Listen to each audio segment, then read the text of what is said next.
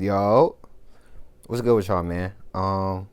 So I was actually watching a video from one of my favorite content creators ever, Chronicles of Judah, and I was watching a video about Jason Whitlock, and I looked up his name afterwards on Google, and I saw this article that he had just recently posted. So, for those of you who don't know who Jason Whitlock is, or you don't really follow sports like that, he's basically a sports journalist, announcer.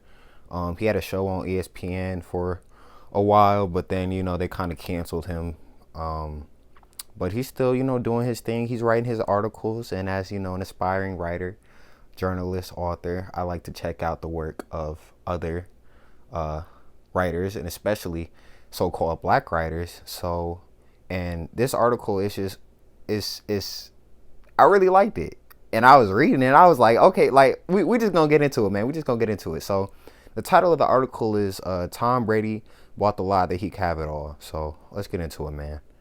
Uh, the biggest lie destroying America is the belief that we can have it all, that we're entitled to everything we feel. The belief undergirds the transgender movement, same-sex marriage, drag queen, story hour, feminism, the matriarchy, critical race theory, reparations, and diversity, inclusion, and equity. He talking so crazy in the first the article just started. Jason, chill. He coming for everybody. He on their neck. But anyway, in the collapse of Tom Brady and the Tampa Bay Buccaneers. I should have read that before I went off. But anyway, the Bucs lost their third game in a row Sunday afternoon, losing 21-3 to the tanking Carolina Panthers. The Bucs have lost 4 of their last 5 games. 7 games into the season, Brady and the Bucs sit at 3-4. No one will mistake them for a Super Bowl contender. Dang, you talking crazy about them. Maybe new Tampa head coach Todd Bowles deserves some of the blame, but I don't see it. The fall of the Bucs is on their 7-time Super Bowl winning quarterback. Tom Brady thought he could have it all: an endless football career, supermodel wife, kids, and more fun and autonomy on the football field than Bill Belichick allows. So I'll just say this. So if for those of you who don't know what's going on with Tom Brady, so basically like him and his wife are like, they're basically about to get a divorce because she like wants him to retire and basically be a stay-at-home dad, and Tom Brady is like, no, bro, like I'm Tom Brady, like I'm not doing that. So he want to keep playing football, and like that's his purpose. Like as a man, you want to chase your purpose. So I can't blame him. But basically, that is what's going on with Tom Brady and his wife. I believe her name is Giselle Budgeon. I don't know. But yeah, so they're basically about to get a divorce and they're arguing. Anyway, he had all of that for 1 year. 2 years ago, he won a Super Bowl title in Tampa. He proved for a moment that he was bigger and more important than Belichick's highly structured New England system. That's the thing about a good lie. It mimics the truth before revealing its ugly consequences. Man, that hit home, bro. That hit home. You can't have it all. Adam and Eve learned this in the garden. A properly functioning human, family, society, and football team all require limits. Brady has greatly exceeded his limits. He can still play the game at a relatively high level. His fall isn't on father time. It's a result of his unchecked desire to have it all. The desire to have it all causes man to reject his most important covenants. Adam and Eve disobeyed God because they wanted it all.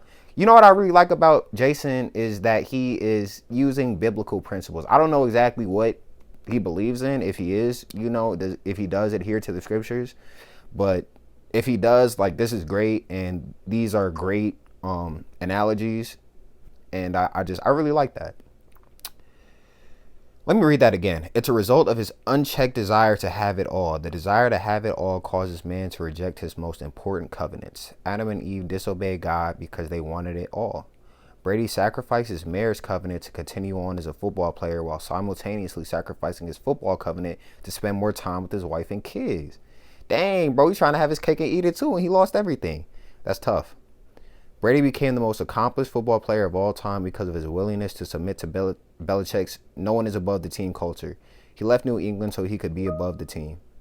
In Tampa, Brady gets Wednesdays off from work. He missed 11 days of training camp to handle personal matters. The most all-in NFL player of all time is now a part. Oh, my bad. The most all-in NFL player of all time is now a part-time player. He works on Sundays. I'm sorry, y'all. Like, this is literally like my second time reading it. I probably should have read it a little bit more so I could read it like in the correct like tone, but just bear with me, man. I'm still learning. Brady's mentality and approach have spoiled Tampa's culture. The 52 other players on the roster are following their on-field leader. Brady ate the forbidden fruit of entitlement and privilege. Now everyone on Tampa's roster wants a bite. There's a lesson here for all of us. Tom Brady is America, the most accomplished country in the history of the planet. America is dying from a culture of entitlement and the belief that everything is for everybody. Whatever we feel, we believe we should have. Fat people believe they should wear thongs and Speedos on the beach. If you object, you're demonized as a fat shamer. I'm fat. I should not wear a Speedo on the beach or even in the comfort of my living room.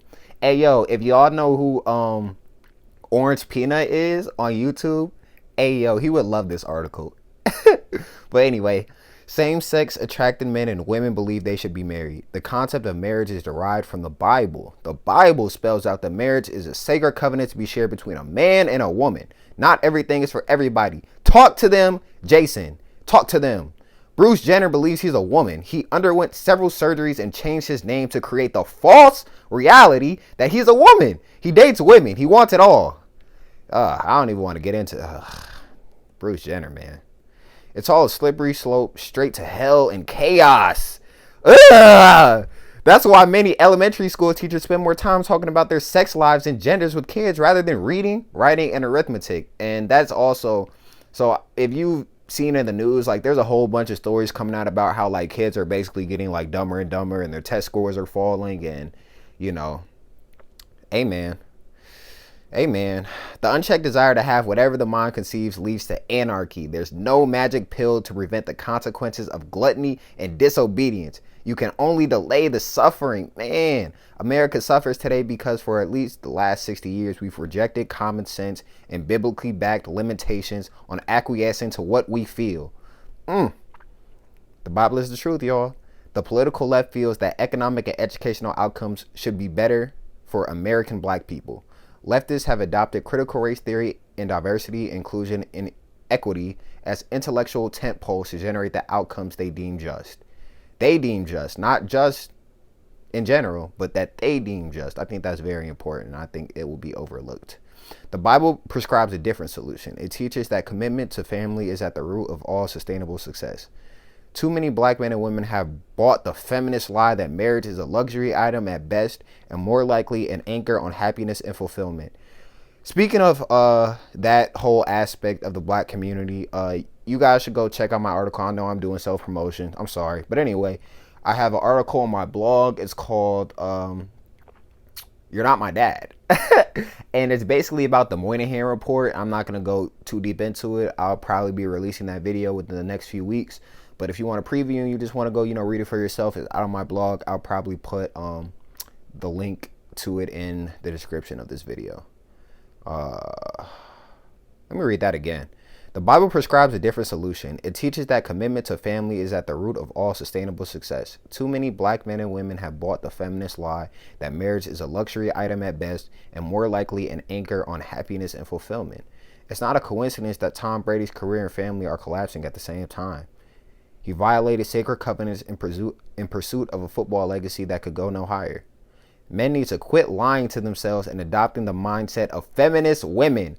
Real men accept the proper limitations on their desires and live accordingly. Hey, man, it's okay if you previously failed to live as a real man. I made that mistake. Self-accountability. I love it, Mr. Whitlock. I pursued everything I desired to excess. I've done that too, even though I'm only 22. Man, it's not too late to change. The Bucks hope Tom Brady does. Oh, why he coming so crazy? This is a great article, and I really loved it. And I'm sorry that I was kind of all over the place and I was screaming and kind of being dramatic, but I really like this article and I want to share it with you guys. So hopefully, and especially we as black men, we need to come together. We need to support each other, especially real men who are strong enough to tell the truth. To stop lying to themselves and to tell the truth, to tell what everybody thinks, what everybody knows, but everyone is scared to say because of the news and these lefty loosies and all these demonic really factions. So I really love this article. I hope Tom Brady figures out what's going on in his marriage. But Yeah, man. Great article. Great article. By chance.